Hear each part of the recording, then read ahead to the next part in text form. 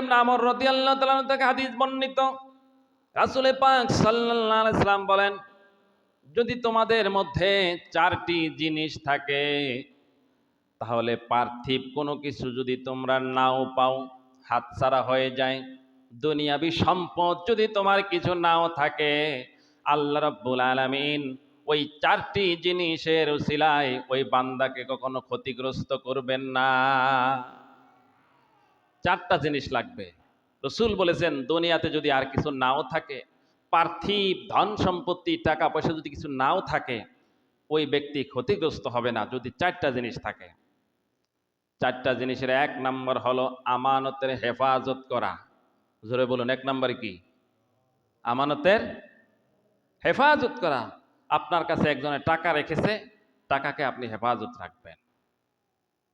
আবার হচ্ছে, আপনি চাকরি করেন, সরকারের পক্ষ থেকে চাকরিটা আপনার কাছে আমানত রেখেছে, আপনি যদি চাকরির মধ্যে ফাঁকি দেন, ক্লাস ঠিক মতো না নেন, আপনার যদি দায়িত্ব পালন না করেন, আপনি আমানতের খেয়ানত করলেন।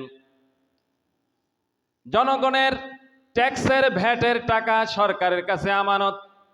এই টাকাগুলো যদি সরকার ঠিকভাবে জনগণের মাঝে বন্টন না করে, তাহলে সরকারও কিন্তু আমানতের খেয়ানত করবে।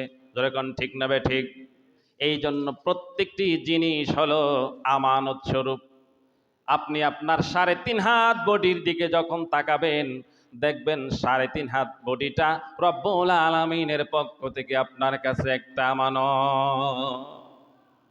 আমার গোটা বডিটা আমানত। আল্লাহ রাব্বুল আলামিন মুমিনদের জান এবং মাল তিনি কিনে নিয়েছেন, তার বিনিময়ে জান্নাত দিবেন। আল্লাহ পাক বলছেন, নিশ্চয় আল্লাহ পাক কিনে নিয়েছেন মুমিনদের সম্পদ, মুমিনদের জান, জীবন আর সম্পদ আল্লাহ পাক আগে কিনে নিয়েছেন, এখন আমাদের কাছে আমানত স্বরূপ রেখেছেন। আল্লাহ পাক এর বিনিময়ে বিআন্না লাহুমুল জান্নাহ, এই জান এবং মাল কিনে নেওয়ার বিনিময়ে কিয়ামতে রব্বুল আলামিন বান্দাকে জান্নাত দিয়ে দিবে। আপনাকে তো সম্পদের মালিক আল্লাহ পাক করেছেন, এই সম্পদ আপনার কাছে আমানত স্বরূপ। এই সম্পদ যেখানে সেখানে ব্যয় করা যাবে না, ইচ্ছা মতো খরচ করা যাবে না। খরচ করার যেই পদ্ধতি, যে ওয়ে, যে পন্থা, যে জায়গাগুলো আল্লাহ পাক দেখিয়েছেন, আল্লাহ পাকের আমানতের প্রত্যেকটা অর্থ, প্রত্যেক সম্পদ আল্লাহ পাকের ইচ্ছা মতো ব্যয় করা লাগবে। আপনি যেখানে সেখানে খরচ করলেন হবে না। আপনার জীবন, এটা আল্লাহ পাকের বড় একটা আমানত। আল্লাহ পাক ইচ্ছা করলে এই মুহূর্তে আপনাকে মৃত্যু দিতে পারেন, কিন্তু আল্লাহ পাক আপনার জন্য যে হায়াতকে নির্ধারণ করে রেখেছেন, মানুষের জন্ম থেকে মৃত্যু পর্যন্ত গোটা জিন্দেগির মধ্যে হায়াতটুকুন আল্লাহ পাকের বড় একটি আমানত। এই আমানতকে যারা রক্ষা করবে, আল্লাহ রাব্বুল আলামিন এই আমানতের রক্ষা করার কারণে কিয়ামতের ময়দানে আল্লাহ পাক বিআন্না লাহুমুল জান্নাহ, তাদেরকে জান্নাতের বাসিন্দা করে দিবেন। সুবহানাল্লাহ। সম্মানিত হাজিরিন, আজকে ব্যবসা বলেন, নিজস্ব অর্থ সম্পদ বলেন, টাকা পয়সা যাই কিছু বলেন, একটু নিজেকে প্রশ্ন করেন, আমার টাকা, আমার জমি জমা, আমার সম্পদ, এটার কতটুকু সৎ ব্যবহার আমি করতেছি। যে চাকরি করি, চাকরিতে ফাঁকি দেই, আছে না নাই? যে ব্যবসা করি, ব্যবসাতে ভেজাল দেই, ওজনে কম দেই, খাদ্যে ভেজাল দেই, আমাদের দেশে আছে না নাই? ফলে ফরমালিন দেই, বিভিন্ন রকম মেডিসিন দিয়া মানুষকে ধোঁকা দেই।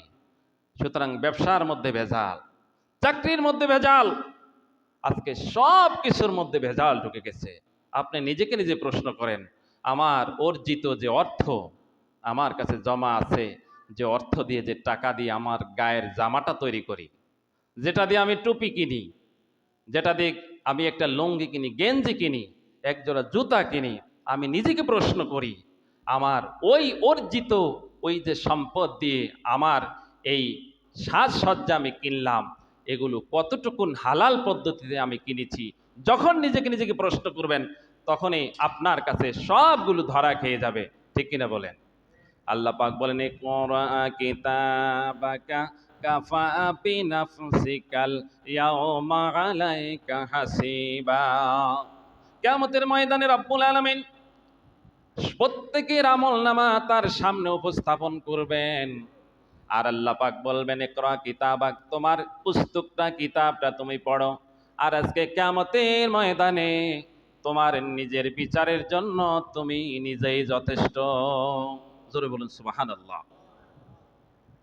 আজকে দুনিয়াতে নিজের বিচার যদি, হিসাব যদি নিজে না মিলাইতে পারেন, কিয়ামতের ময়দানে কিভাবে মিলাবেন? সুতরাং এক নম্বর হচ্ছে কি, আমানতের হেফাজত করা। যদি কেউ আমানতের হেফাজত করে তাহলে সে ক্ষতিগ্রস্ত হবে না। দুই নম্বরে সত্য ভাষণ বা সত্য কথা বলা। কি বলা? সত্য কথা। আর সিদকু ইউংজি ওয়াল কিযবু ইউহলিক, সত্য মুক্তি দেয়, মিথ্যা ধ্বংস করে। মিথ্যা কি করে? তাহলে দুই নম্বরে হলো সত্য কথা বলা। তিন নম্বরে হলো হুলুকুন হাসানুন, উত্তম চরিত্র। বলুন তিন নম্বরে কি? উত্তম চরিত্র।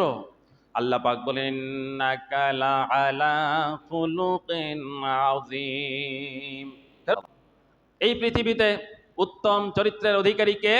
মুহাম্মাদুর রাসূলুল্লাহ সাল্লাল্লাহু আলাইহি ওয়াসাল্লাম। তার চেয়ে উত্তম চরিত্র পৃথিবীতে কারো নাই।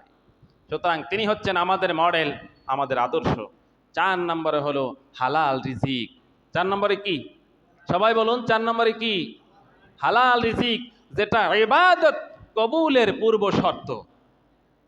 আপনি দুনিয়া ভর্তি আমল করলেন, 10 বার 20 বার হজ করলেন, 50 বার ওমরা করলেন, আপনার আত্মীয় স্বজনের সাথে সম্পর্ক ভালো, সব আমল আপনার আছে, কিন্তু রিজিক হালাল না হারাম, বলুন ওই আমল দিয়ে আপনার কোনো কাজ হবে? হবে না। ইবাদত, যত ইবাদত বন্দেগী যাই কিছু করবেন, এক নম্বর হলো রিজিক কি হতে হবে?